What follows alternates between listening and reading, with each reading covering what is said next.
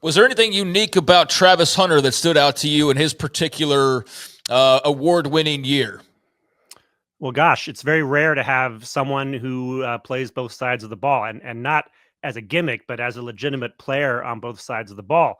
We've had in the past Charles Woodson, who won the award while playing primarily as a cornerback, but he was kind of moonlighting as a wide receiver, and that's what sort of gave him the novelty of being able to win the Heisman that year.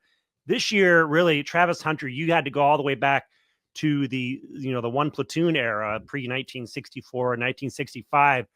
Are down into Division III, or Gordy Lockbaum and those guys from the 80s, to find someone who is playing, basically not leaving the field.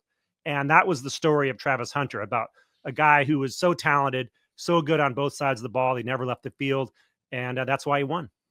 You know, you mentioned for example, Charles Woodson, Tim Brown, Johnny Rogers, Rocket Ismail. Those were guys that were good at what they did on one side of the ball, but they were return specialists too, punts or kickoff returns. Mm-hmm. And that's the one thing that we never saw Travis Hunter even do, which I'm sure if he did, he probably could do that pretty well too. I'm sure he would have been fine, but at some point you got to save the guy. You got to save the guy some knees. He's only got 2 knees.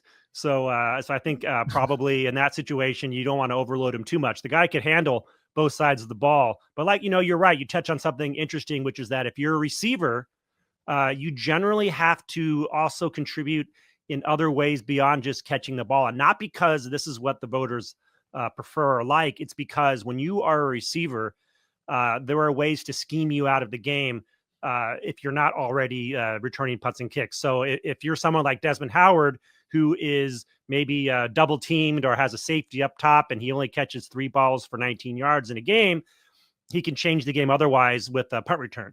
But this is not something that more conventional receivers like Larry Fitzgerald was able to do. And that's why you saw Larry Fitzgerald season, when he finished the runner-up to Jason White, he, at the very end of the year, I think he went up against Miami and was shut down, and there was really nothing he could do about it.